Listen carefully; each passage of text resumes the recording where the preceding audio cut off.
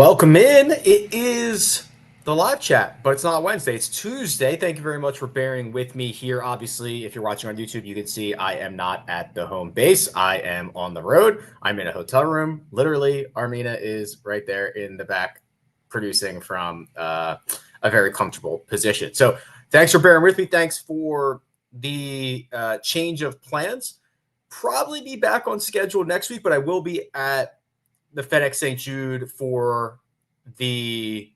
will be in Memphis for the FedEx St. Jude. So we'll see about that. But either way, we'll find a time to get this done. Your questions, your concerns, your comments, get them in the chat right now. We'll go through as many as we can over the course of the next hour or so. There's a few places that I do like to start. I like to start with weather. I like to start with one and done ownership so that we really only have to talk about those topics at the start in a deep dive. And then obviously I know there's going to be a lot of one and done questions because we're getting to that point of the year where you've probably got 3 events left and a lot on the line.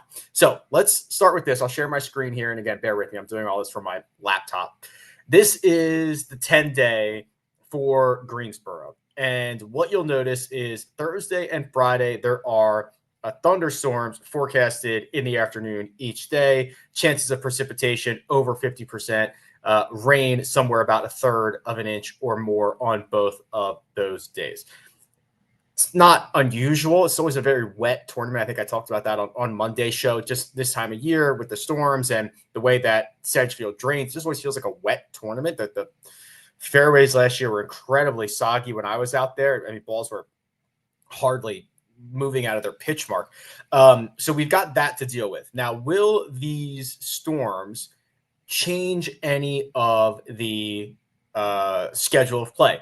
Impossible to know, obviously, depending on what these storms do, how much lightning they have in them, if they even show up or not. We are multiple days away, and it's North Carolina. These things can pop up. They can go away at all times. If you look at the wind gets progressively worse over the course of Friday, but we're talking about a maximum of, and this is even overnight, right? Yeah, this is the end, like 7 miles an hour, 8 miles an hour of sustained wind. So while that looks bad because it's just constantly going up, up, up, up, up, that's only a difference of like 5 miles an hour. So I don't think that is too big of a worry. So if we get rid of wind and we just look at rain,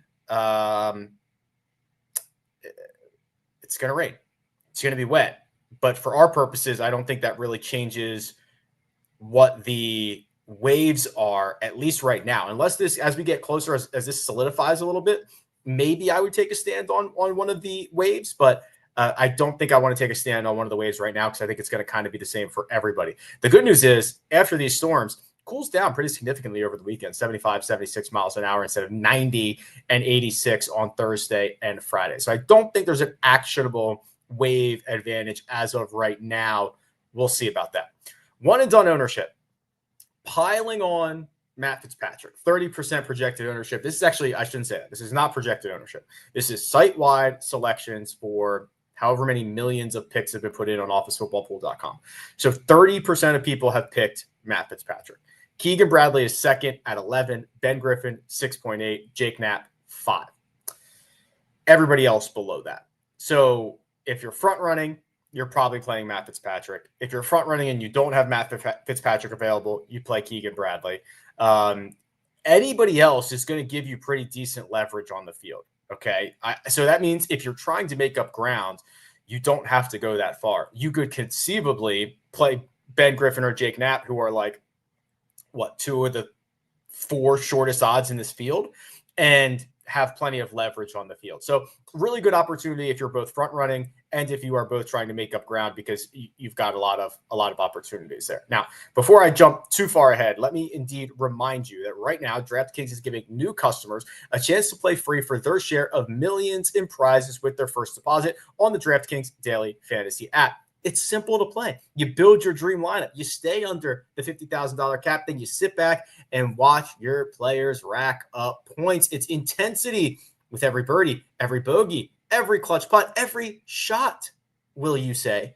Now, download the DraftKings Daily Fantasy app and enter promo code RickDFS to play free for your share of millions of prizes with your first deposit. Again, it's RickDFS for new DraftKings customers. Just download the Daily Fantasy app for your free shot today. The Crown is yours.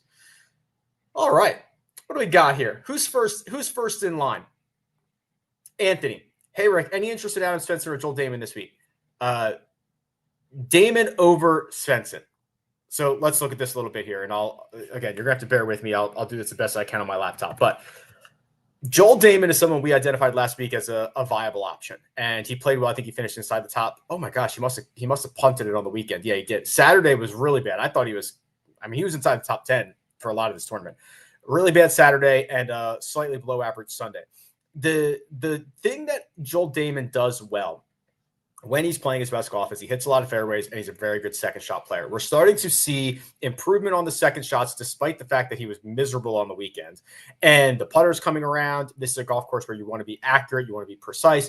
And I do think there will be that kind of new caddy bump, right? He's parted ways with Gino. He's got a new bag man. They got off to a hot start at TPC Twin Cities. I like Joel Damon's opportunity. The Adam Svensson stuff, he shot a 60 on Thursday last week?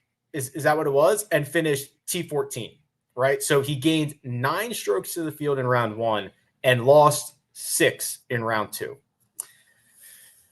I'm not really here for that. You know what I mean? Especially when you start combining that with a lot of really sour play this year. Hat tip for a great round, hat tip for, shooting your career best or whatever it was. But I don't think that is super sustainable. Landon says, hey, Rick, I need to get weird this week. Do you see any legit winning upside further down the board? I kind of like Hoey, Echeverria, and Bez, but wondering who you like towards the bottom. Fine with Rico. I bet him last week. I will probably bet Bezadenhout this week. I'm a little bit behind because we were traveling yesterday, but I'm sure I talked about this on the Monday show about what his DFS price is and why it is $7,200 compared to some of his other peers, and that is obviously coming from his outright number. This is one of the better putters on the PGA Tour who is turned into a very good ball striker this year, who has 2 top 20s in his last 3, and one of those was the Scottish. He made the cut at the Open. He's just been good in general at the last 3 majors. I just think he's a lot better than a lot of the guys in this field. So that's where I would go. Any sleepers to make the cut? Oh boy, what do we consider a sleeper here? So Kevin Royce, $7,000. He's probably pretty far down the list for most people. Ben Kohls, 6,700, I think would be interesting. Jackson Suber, Thomas Rosenmueller, Joel Damon, I'll throw him into that mix as well. Those would be the ones pretty far down the board here. Benny Bucket says, hey, Rick, can we get a deep dive on the Højgaard twins? And if you prefer one over the other. Yeah, so let's actually do it. Let's do it this way. Let's do golfer profiles, last 36 rounds, and we will just grab the Højgaards. Rasmus, and Nikolai. And if you guys didn't know this, basically everywhere on rickrungood.com, if you hold the control button or command on a Mac, you could select multiple of things. So you can select multiple courses, multiple players, whatever. Nico has been much better in the last 36 rounds, about nearly twice as good. They both drive it very well. Nico is separating himself on approach plays, gaining about a half a stroke per round, which translates to about a quarter of a stroke in the ball striking categories. They're both losing around the greens. Rasmus is a little bit better there, but Rasmus's putter is really struggling. So if we look at these guys I want to go into Nico's golfer profile here. He is trying desperately to get back onto that Ryder Cup team, which I think if you asked me 2 months ago, there was no chance he was going to make the Ryder Cup team. And now he is certainly trending in the right direction. My goodness, 14, that's like 20 strokes gained tee to green in his last 12 rounds. That's really good stuff. He's played here twice and he's finished T14 and missed cut. So little bit of I'm enamored with Rasmus in general. Rasmus is a absolute stud. But this point in time, I think I give the nod to Nico. Any thoughts on Adam Scott this week? Yeah, I kind of got hoodwinked into being in on Adam Scott last week, and I'm okay with that. Didn't putt well. The fact that he still picked up 5 strokes on approach and gained all 4 rounds at the 3M Open is a really good sign. I just, you look at these finishes, right? And that was a weak field. He finished his 53rd. He's played such a strong schedule. You get a bunch of 19th to 40ths. Can he win? What's the win equity for Adam Scott? I'm not sure it's a ton, to be quite honest with you. He's played well around here, but I don't know.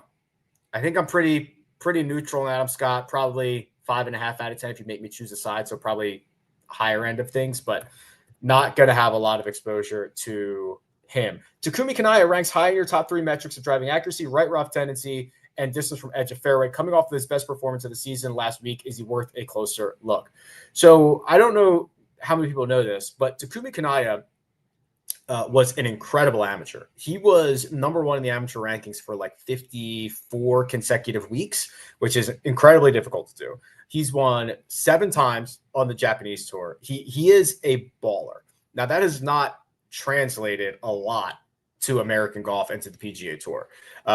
However, his best 2 starts of the year, or like 2 of the top 3, have been the last 2 weeks.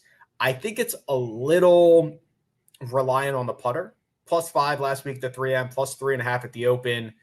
He lost strokes from tee to green at the Open. Like, I think there's some things to be worried about, but he was positive all 4 days from tee to green at TPC Twin Cities. I love the way that he fits this golf course. So we've never seen him play the Wyndham before. So the fact that he could kind of, so this is obviously course fit versus course history. No course history, really good course fit. We'll see if those things align this week. Pretty in on all these guys, Trenton. So it says Knapp, Christian Bezuidenhout, and Ryan Gerard. Talked about Bez. Knapp, I'll probably talk about a lot. He's great. I think he's starting to play well on a lot of different golf courses. Ryan Gerard is interesting from a sense that he just won. He just won the ISCO. And it was an opposite field event. Finally gets the victory that we've been waiting on. We don't know how he putted that week because it's not a shot link measured event, but I assume it's probably pretty good considering he won. That was what we were waiting for. So it really is like, well, what are we going to get now? Is he going to lose 1 stroke with the putter? If he loses 1 stroke with the putter, he might finish T12. If he gains 1 stroke or 2 strokes with the putter, he might be in contention. If he loses 5, well, now we've got kind of this problem that we've had all season long. So I'm not at all worried about the way he gets to the putting surfaces. What I do also want to look up is he any better on Bermuda?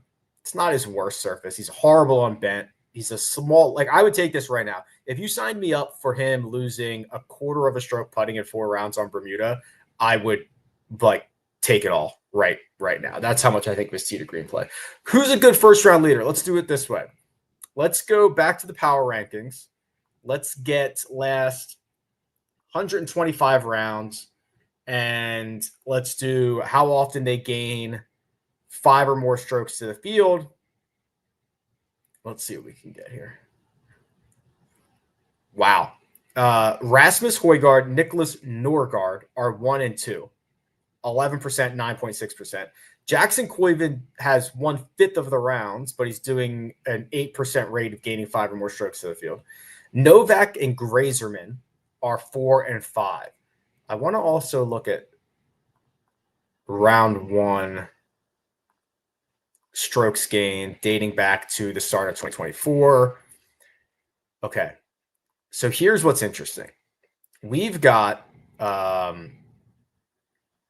Rasmus showing up on kind of both of these lists, right? He gains 5 or more strokes to the field more frequently than a lot of his peers. He gets off to a hot start a lot more frequently than a lot of his peers. He's in the middle of a putting slump right now, though he is often, if you think this matters, putted well in the first round. It seems that like after that he has struggled. So let's say Rasmus Højgaard is your first round leader. Yeah. So Ben Kohls is a proud member of Team No Putt. Says going to his best putting surfaces, comfortable playing DFS, top 10, top 20 markets, 200 to 1, all worth a dabble. All right. So let's look at Ben Kohls here. And I think that Drew probably made all the arguments that I was going to make, right? He is a proud member of Team No Putt. He picked up 10 strokes from tee to green last week at the 3M, 6.6 on approach, and he lost a stroke per day with the putter. I mean, you could just put him and Ryan Gerard in the same boat. He had 1 good putting week here in 2022. Other than that, he has lost on this surface every single time he has teed it up. If we look at his Bermuda putting, It is his best surface. He is slightly better than tour average. So yeah, I'm with Drew here. I don't know how I could hate. He's also very accurate off the tee, which is great. We know how big of an advantage that ends up being here. Really, really accurate off the tee, actually. Rarely misses. When he does, he misses by a tiny bit. And he misses equally left and right, which is also kind of interesting and good. So yeah. Okay, let's run out Ben Kohls. I don't know about the win stuff because even if he loses 2 strokes putting, he could finish. I would be pretty heavily exposed in the top 20 market, something like that, because if he does what he's been doing, that would be a good place to get him. How was Martin's? Yeah, so we went to Martin's last night, which is a recommendation we got. I asked for recommendations a couple of weeks ago and got an awesome set of recommendations. So we went to Martin's last night. So you order at the counter and then they bring it out to you, which is great. And it comes out super fast. We just got like the sampler. So we had a bunch of different stuff. It lived up to the hype. It was very good. So good. We might probably end up finding ourselves back there tonight. I don't know. Who knows? It was very good. Taking out any game theory, how would you rank Fitz, Keegan, and Griffin for one and done? Okay. So completely removed from game theory.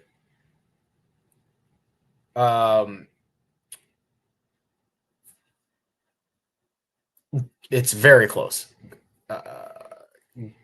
Griffin, Fitz, Keegan, very tight. Very tight. Can we do a deep dive on Poston? Says his form isn't great, but he's won this event before. All right. If I remember correctly on JT Poston, he usually does not pop up out of nowhere. Okay. He usually works his way into wins. And you start seeing him putting together good performances over and over and over again before he finally breaks through. And I think that is still somewhat. This one he won after a little bit of a break. That was his first event of the fall, so that one's tough. But he usually gets on these little bit of runs. We're not in a run right now. And we are back to, thank you, Mina. We are back to losing a lot of strokes putting, which is the problem that he had to start 2025, which was shocking then, and it's just as shocking now. Took him a really long time to work out of that. The problem is now he doesn't have anything else going for him. So when he was slumping with the putter before, he was hitting it pretty well. Now he's not doing really anything very well. So I am going to take a pass.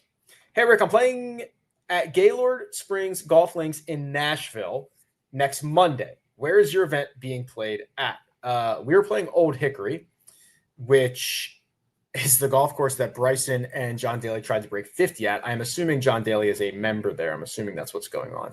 Can we get a deep dive on Jacob Bridgeman? Looking at his finishes this season, it looks like a lot of his good finishes have been on shorter courses for the most part. Okay, let's look up Jacob Bridgeman here.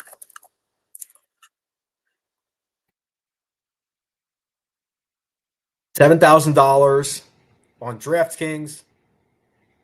Played well at the John Deere, played well at Philly Cricket, played well at Valspar, played well at Cognizant, played well at Bay Hill. Putter's been very good. Has he played here before? Once last year, T12. I think it's fine. You know, we're starting to get a little bit of the X pattern, which I do not like. And what I mean by that is this red pattern creating an X where something different is going wrong every week. I don't love that. So if I were to ask you, what is Jacob Bridgman good at? What is he bad at? You'd be hard pressed to tell me because it's something different all the time. So this is not as exciting for me. I understand if you, Brady, would want to get involved because quite honestly, at $7,000 in this field, to have as many top 10s as he does is strong and probably a lot stronger than everybody else in his price range. But I don't know how he's going to get there. He doesn't even know how he's going to get there. I'm second in a one and done, $2.5 million behind first. I have Hideki, Knapp, Bobby Mack left. Who do you think? All of them should be fine because you're not playing Fitz, you're not playing Ben Griffin, You're not playing Keegan, so you should be fine on all of these. We need a win. I mean, you just play Hideki, I guess, right? Because when he's got his A+ game, he's the best player in his field, and it's not really close. Hey, Rick, made it to season-long semis. Oh, you guys are in the semis already. We start our playoffs are next week. Needing to fill the last spot with Thorbjorn. I'm assuming that's Bud Cauley, Ryan Fox, Matt McCarty, Rasmus Højgaard. I would just play Rasmus. I just kind of play my studs. I know he's not putting well, but I just play my studs. Would you feel any sort of confidence having Morikawa stashed for the BMW? That was my original plan, but I still have Spawn, McIntyre, and Fitzy if I don't use him, Fox and Keegan. The good thing is I don't have to decide now. I get to see Colin in Memphis. So because you have other options, you don't have to make this decision right now. No, I don't feel confident in that. But I also am going to get to see him play one more time before that. Do you like Burns for the St. Jude? Yes, he's often played well there. Nick Hardy deep dive. Surely, why not? I mean, I can't imagine, Matt, we are going to find anything interesting here. But this isn't my show. This is your show. Time's yours. Andy Reid. Time's yours. That's what you always used to say. Probably still does. Oh, Nick. Cut 10th. I'm sorry. Try again. Cut 11th, cut 51st, cut 8th, cut 28th. It's all over the yard. Way more missed cuts than made cuts, though. He's actually been a little bit better recently. He's made his last 2 cuts here. I just I don't know what to do about this, right? So T8 at the ISCO is by far the best finish we've seen from him in a long time. This is a putting surface he usually struggles on. He is not very accurate off the tee. I can't get there on Nick Hardy. Can we get a round by round? Can we get a hole by hole round recap after you jaunt with John Daly? Yeah. So there will be plenty of footage from this. I don't think it's going to be shot by shot vlog like a Bob Does Sports thing. I don't think it's going to be like that. But we will definitely have some sort of vloggy clips, content. We'll put something together. Mina's going to go out and she's going to help film. And I know the Splash guys are going to be there like filming or whatever. So like yeah, you will see a lot of it, but probably not like, I mean, we can talk through it, but probably not like hole by hole, shot by shot. And also it'll help because I'm not sure how much of this I'm going to end up remembering. Speaking of Splash, which is the contest. So we ran this contest on Splash, right? If you entered any one of the PGA contests from basically Augusta to the US Open, you were in this draw to play this round with John Daly and myself that's happening this week. They're a great partner. They've done nothing but give us more guarantees. And I'm already talking. We are already playing the 2026 one and done. And I will admit it's kind of my baby right now. And it's kind of my vision because we've had such a successful year. And I've said, look, we filled all of these guaranteed contests every single week and we're not losing you money. I want to be in charge of the payout structure. I want to be in charge of the segments and I want a lot of money guaranteed. And the more that we get to fill this stuff before we decide on all that, the better. So the Rick Run Good Listener League is about 40% full right now. $25,000 guaranteed. Somebody's going to win $3,000. Somebody's going to win $2,500. It's tiers. So you pick a golfer from each of 6 tiers. Your best 5 scores count. That like I'm going to ask for a lot of money, structure. I'm going to focus on the max entries that you can get in there. We're working on price point. Obviously, there's a dance here. They want to make money. They need to make sure it fills so they don't, all that. There's a dance that we're doing, but I think we've got a lot more sway than we've ever had.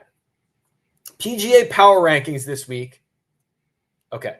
Greg just listed out, what is this from? Oh, maybe from PGA Tour. Rob Bolton does those, right? Okay, so that seems pretty high on Nikolai.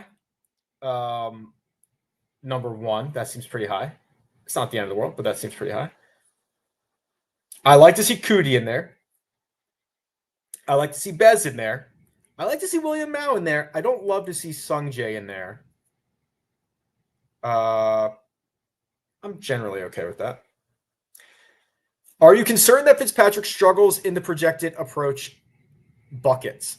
Not as much because I think that Fitzpatrick's metrics are going to lag a little bit because he's really only played great golf for 4 weeks, 4 starts in a row. Really good, back-to-back complete gains, back-to-back T4s, 3 straight top 8s, all that stuff. So what you're probably seeing is a lot of his metrics are not going to be good because for the first 6 months of the year, he didn't play particularly well. So I think that's what you're probably seeing there. So no, that does not really worry me. When doing putting metrics, is slope factored in? If player A and player B have 20 putts from the same distance and A makes 10, B makes 9, is A better regardless of how many were straight or uphill? Currently, Mike, yes. Currently, there is not a distinguishment on the PGA Tour for slope of break, left to right, downhill, difficulty, whatever. So a 6-footer straight uphill and a 6-footer downhill screaming from right to left are treated equally. I believe there is a process in place to start overlaying the greens books, because those are gridded, obviously, onto that stuff. Now, I don't know if we are 1 day, 1 year, 1 decade away from seeing that information, but I know that is kind of the next evolution of strokes gained. That's really all I know. But to answer that specific question, they are treated equally. The idea being, Mike, that over time, this chair is falling. Over time, those are going to all equal out. How is the Nashville heat treating you? Yeah, I mean, it's hot and humid. Listen, it's hot in Vegas. I can do heat. The humidity is not great, but it's not the end of the world. I need a Hail Mary winner to have a shot at cashing in one and done. All right. I'll give you a Hail Mary winner. All right. Well, look at the selected rates here. So we're going to go sub 3%. Jordan Spieth or Max Grazerman? Yeah. Good luck. What do we think about Jesper Svensson this week? Well, I think he's the best Svensson. I'll tell you that. Let's look at his profile. Gosh, he's been so good from tee to green. I'll tell you what, I didn't even think he played particularly well at the 3M and finished T14. Really great Saturday, really good Thursday, even lost strokes to the field on Sunday. I mean, look at this guy. He's just doing it. Bunch of top 20 finishes. I don't think he's played this before. He hasn't. Yeah, big in on Svensson. Here's the best Bermuda grass putters this year. Holy Grail this year. Everybody in this field. Filter by Bermuda grass. Bermuda. I will not do. This will be like pure Bermuda. Everybody in this field sorted by putting. Jackson Coyven only has 1 start, but he's number 1. Sam Ryder, Harry Hall, Sammy Valimaki, Nico Echeverria, Denny McCarthy, Harry Kigo, Alex Noren, Jesper Svensson. Anyone? Hey, Rick, is Denny being overlooked this week? Would you prefer playing Denny, Hall, or McIntyre in one and done this week? Looking to make up some ground. Well, one of those guys has never won on the PGA Tour. One of those guys has won once, and one of those guys has won multiple times. So I'm referring to Denny with 0, Harry for 1, an alternate field event, and Robert McIntyre for multiple. So I think in your scenario, if you need wins, you kind of have to play Robert McIntyre. Which Nico is the right Nico? Everyone seems to like Echeverria, but I'm leaning Højgaard. Let's look at Nico Echeverria's profile here. Ooh. So this is where I always get a little weirded out here. So everyone seems to like Etch. I don't see. Here's the thing. I don't consume like any other content. So I don't know why. He's really struggling with the putter. I like this kid, but I'm trying to figure out why would he be really popular this week? I don't know. Maybe I'm missing it. I don't see that. I think I prefer Højgaard there. Followed a month ago. Love all you do. Thank you. Could you do a deep dive on Webb Simpson? Oh, it must be the Wyndham. It must be the Wyndham.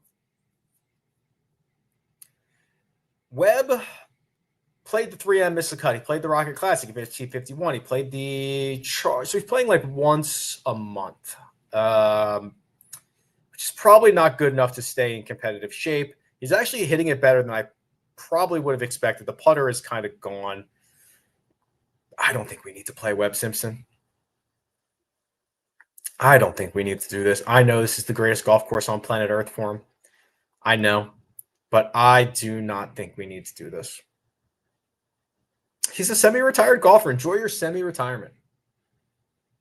Yeah, we're playing on John Daly and I, and the winners from the Splash contest and a couple others are playing on tomorrow, Wednesday, which is why this live chat is on Tuesday. Look at this. My nephew, William Mao, will be playing in it. He won the ISCO. Don't forget to watch him. That's cool. So, yeah, I actually really like William Mao's chances this week. I spoke about him in my Monday video. I don't think a lot of people realized that he won the ISCO. And then for him to back it up with a very strong performance at the 3M, where he finished inside the top 10. I did say, I apologize to your nephew here.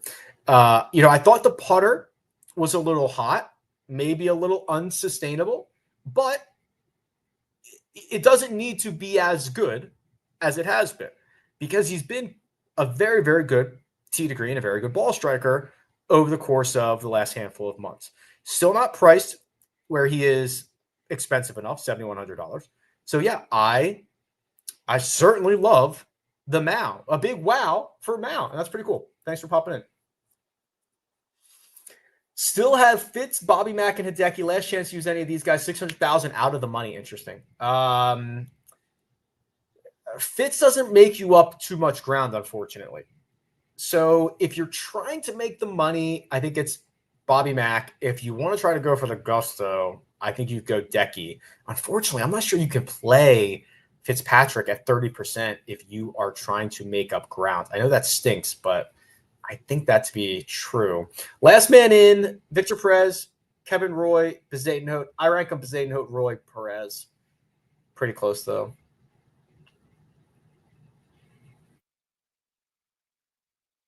I have not made a betting card yet. Again, I'm just behind here.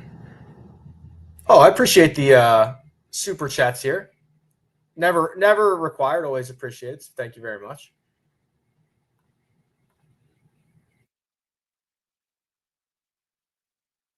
I'll get back into my spot here. Okay, so I haven't made a betting card yet. It'll probably end up being. Oh, by the way, I don't know if you guys saw this, but as of right now, there is nobody shorter than 20-1. Matt Fitzpatrick is 20-1 on DraftKings right now. If that closes at 20 or longer, it's only going to be the 8th time in 7 years that there's not been any golfer sub 20-1. So it is wide open, like very, very, very wide open. I will probably end up on, I don't know, maybe I'll just fire like a bunch of Gerard, Bezadenhout, William Mao, longer shots.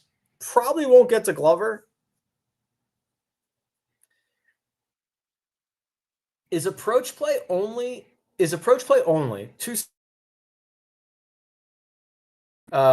many less than driver hole soft conditions? If you were only going to pick one stat, that's the one I would want you to pick. It is a very high correlator to success in every sense of the word. So if you were only like, if I forced you to only pick one stat to ever use again, you should probably pick DraftKings approach or DraftKings approach, strokes gained approach. If DK had salaries for Old Hickory, what would you? Oh God. So JD would be like 15,500. professional golfer, 2-time major winner, and it's his own home golf course, and there's zero pressure on him. Apparently, one of the guys is coming. I think he's like a +1 or +2. So he's like $10,000. He's going to whoop the crap out of us. I don't know about the other guy. And then I'm going to be like $7,100. And I'm going to give you like 6 legit birdie looks. I might not make them, but I'm going to give you 6 legit birdie looks. I'm going to make like 6 good bogeys. And I don't know what's going to happen on the other 6, but we're going to have a good time. I don't think I could get – I'll double check here, but I don't think I could get to Davis Thompson this week, Zach. Let's look here. Yeah, here's the problem. Davis is notoriously a phenomenal tee to green player. We're seeing glimpses of that, but not always. Really bad at the Open, really bad at the 3M, really bad on Sunday at the John Deere. So that's now 5 pretty bad rounds in a row. Combined with just the natural, weird up and down year that he's had, I'm going to probably find another path here. Will Akshay and Harry Hall's bad history here affect your rosters this week? No, probably not. Probably higher on Harry. Probably higher on Harry. Seems to me like he's a much different player than he's ever been before. He has really grown. I wonder if I have. Let's see if I can do this. This is the radar tool. This might take a second to load because this is a heavy, heavy tool on my laptop. Let's see. Oh, it's not bad. Okay, yeah. So in 2023, Harry Hall was like a quarter of a stroke per round PGA Tour player. 2024, last year, he got what you would consider like nearly 4 times better, 3/4 of a stroke. Now he's gaining more than a stroke per round in 2025. That is special stuff. So I think that he is a lot better now than he's ever been. He works it in both directions. That also makes me a little bit. So if you look at I don't know if I ever showed you guys this. If I ever showed you guys this, this is the layout analysis. Shows you which direction the holes go in. So we've got the 2 par 5s. One goes left, one goes right. And then you've got the par 4s that go in obviously a variety of directions here. So we are working. We need all of the shots, right? We need to work the ball in every single direction. If you look at what Harry Hall does, Harry Hall hits 5 different windows at 12% or more. So he can go fade, high, low, medium, and high. He goes draw, high, mid, draw. And when you compare that to Akshay, I mean, your eyes are going to pop out of your head when you see Akshay's profile here. He's a lefty, so remember that's his switch. So this is a fade for him. He's only got one shot. The one shot is a fade. It is he can hit it out of all windows or out of all trajectories, but it is a fade 84% of the time. So that part worries me a little bit. Excuse me. So I like Harry Hall, and no, I don't really care about the history here. Can we do a deep dive on Ricky Fowler? Oh, I almost put you in timeout, Trey. Sorry. That was a misclick. So last week I said something to the effect of, I'm not a big Ricky Fowler guy, but I'm making an exception because the metrics look really good. He did not do anything last week that changed my opinion on that. In fact, he drove it better, putted it all right. I don't have any new analysis on Ricky Fowler. I think he's playing some of the better golf that we've seen him play. It's in the last year. That's not a ringing endorsement because the last year hasn't been great for him. But I think we are getting top 20, top 15 upside here. And my opinion has not changed really one bit since last week. Luke Clanton's other problem, Matt, not other problem, is another guy with the shot shape problem. He only plays a fade. It's not the end of the world, but just like when you go out and stand on the tee boxes at this place, and I've done it all. I've done all of them last year. This is going to hurt your eye when this is your shot shape. You only hit low and mid fades. That is all you hit. He has hit 3% of his 300 drives as draws. So what is that? He's hit like 9 draws. Okay. There are just going to be some incredibly awkward shots for him off the tee if he only works the ball like that. If we look at his profile, the putter is a problem. You know, the putter has always been a problem, but there would be times where he would heat it up every 2 or 3 starts. Not really seeing that as much. The prolific ball striking where he was gaining a stroke and a half per round, still good, but not as prolific. I don't think this is a great spot for him, to be quite honest with you. I mean, he finished 5th here last year, so you can tell me I'm wrong. He was also playing a lot better last year. I don't know. I think it's kind of awkward.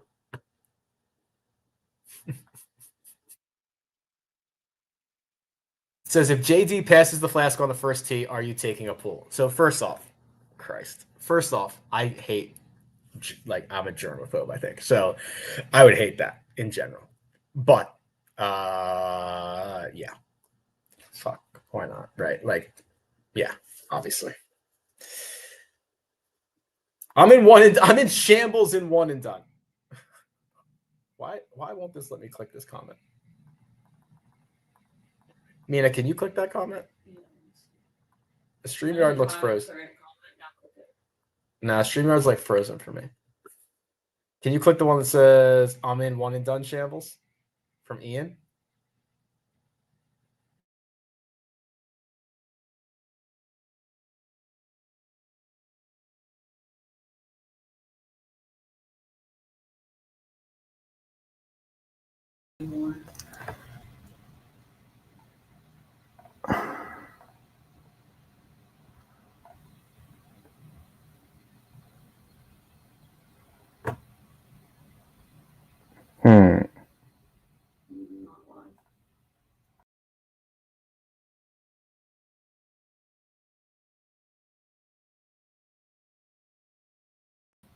Test.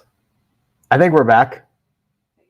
Okay. Sorry. I'm assuming that's hotel internet, but we are back. I'm going to have to share my screen again. Thanks for bearing with me. We'll get this taken care of. Huh? What, Mina?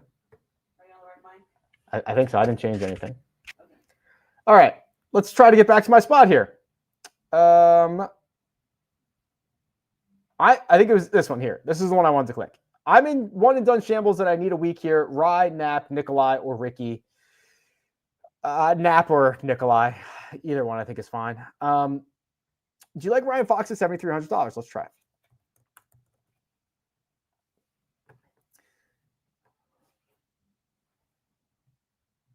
Can I share my screen?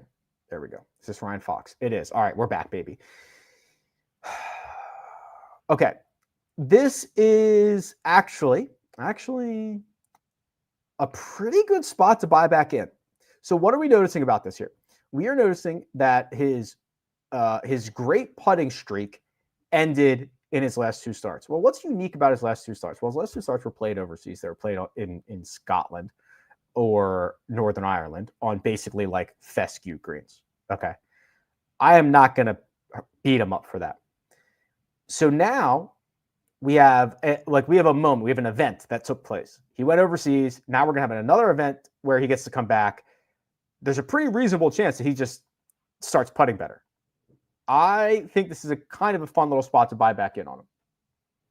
Thank you for not talking. Oh, yes. Oh, yeah, that was the question last week. It was like, can you talk me out of Kurt Kitayama? And I was like, we went through. I was like, I don't think I can, right?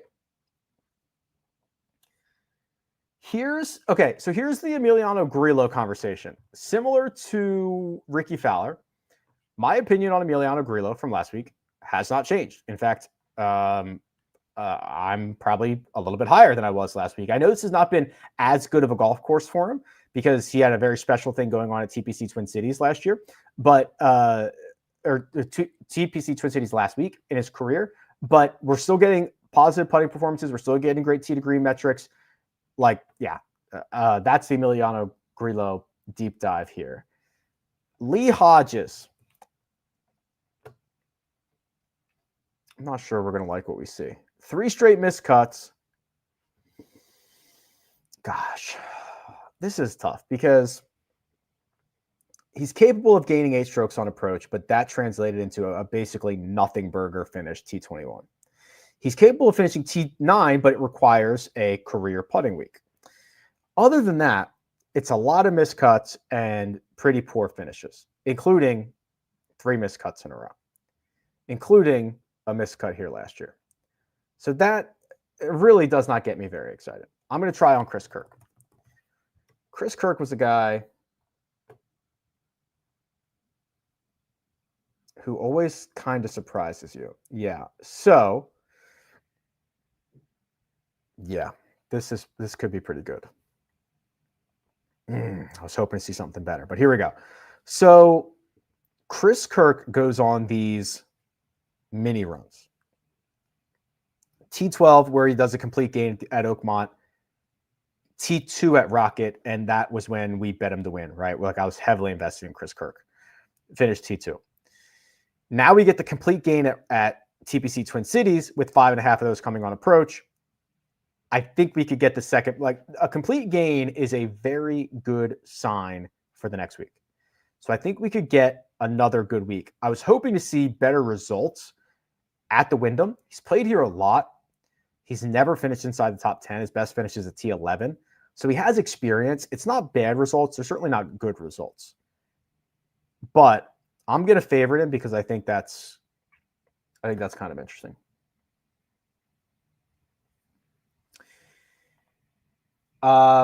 Yes, Justin. So this is a good question from Justin. The answer is, so there's 2 parts to this, I guess. It says, is there a way to have a shots gained off the tee when using less than driver? Would you have to focus on certain courses? So there's 2 ways you could do this. There's one way, and then I think there's the right way. One way would just be who gains strokes on short golf courses. You could also then say who gains strokes off the tee on courses where the average drive is less than X, 300 yards, 290, something like that. Those are technically ways you could do it. The proper way to do it would be in the radar data to see what club they actually hit. Because I'll tell you what, Justin Thomas goes to Harbortown and hits too many drivers. Okay. Even though that is a less than driver course, he hits too many drivers there. So you really need to look at what club they used. That data is getting better. It is not always recorded what club they used. So I don't know if that answers your question. I mean, what you could literally do right now, you could go to the Holy Grail and go to just give me courses that are 70, 200 yards or shorter. And we'll just sort by strokes gained off the tee. And that might not, this could be considered positional golf, like whatever, right? Ricky Castillo, Keith Mitchell, Rico Hoey, Kevin Yu, Nicholas Norgard. But is Nicholas Norgard popping driver everywhere because he can? I don't know. So I'm working on the best way, but there are a couple ways to do it right now if you want to get freaky with it. Same thing as the wind stuff, right? Like there's a way to do wind, there's a right way to do wind. I'm trying to do it the right way. Here's the Austin Eckroat profile. Good, not great. He's definitely playing better than he was earlier this year. He definitely has a lot of upside. I think there's a good chance he misses the cut, but if you're looking for a high risk, high reward play, that would be pretty interesting. This is interesting, Vincent. Like if you're towards the front of your league, you just kind of hope that Fitzpatrick finishes T11, doesn't make a ton of money, and then you play him like next week or something like that. Yeah, that would be fun. Front running a 100-man one and done. I had to take 3 guys every weekend. Oh my God. And 4 guys for majors in the playoffs. I don't even know who you have left at this point. I don't have any guy. I don't know who you would have. So like play. I have no idea who you could possibly have left. Harry Hall, Adam Scott, Ryan Gerard. Could you play those guys this week? I wouldn't mind that. I am not going to care too much about the finishing positions, or I'm sorry, the FedEx Cup positions, because I also don't think it like guys can flip the switch whenever they want. This is okay, Luke. So I think I mentioned this on Monday's show. David Lipsky very quietly putting together a little run here, my friends. T3 at the John Deere, 28th at the ISCO, 32nd at Barracuda, 3rd at the 3M. Very good ball striking numbers, very good tee to green numbers, great putting numbers in 2 of his last 3 measured events. Gets a little bit of a friend bump from Kurt Kitayama winning the golf tournament. That would be a very good $6,800 is much too cheap.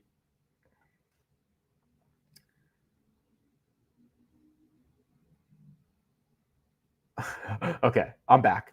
Okay. Yeah, let's look. So Putnam modeled really well for me. He got a big bump in the par 3 scoring. He got a big bump in driving accuracy. Let me just look a little bit deeper at this. And I think we looked at him a couple of weeks ago, right? Yeah. Very accurate, which is great here. Unbelievable putter. What's his history here? It's actually not bad. T27, then he missed the cut on the number, actually gained strokes to the field last year. There's just something about this that doesn't sit right for me.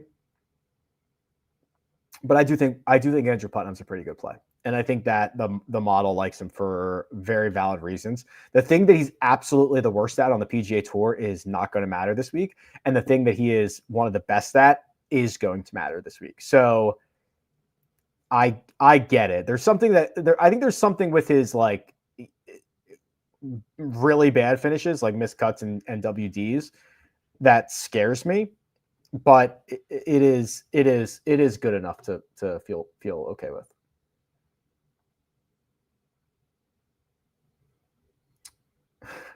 I think we'll just end with this one. Thoughts on Cam Young? Oh God, I don't know, man. Let's look.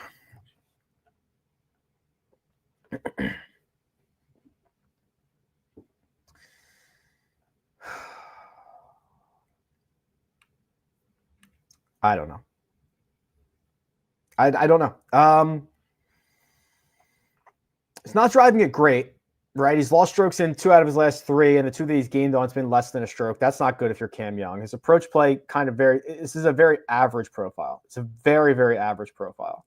He's a tour average player right now. Finished 22nd here last year. Tour average player at $7,900, I guess, is not the end of the world, but this is not super inspiring. It is super, super average. Okay. I'm going to stop there because I've got to go do some more work. If you want to listen to us talk more about golf, we have the Second Cut podcast coming up at 5 p.m. Eastern time on that YouTube channel. Mark Immelman, Greg Ducharme, myself will preview the 3M Open more from like a storylines. We'll give out some picks and stuff like that, but it'll be a fun conversation about professional golf. So we're going to do that. And then I've got to play with John Daly tomorrow. Then we're flying back to Vegas. Then I'm leaving for Memphis. Then it's crazy. So, all right. Appreciate y'all. See ya.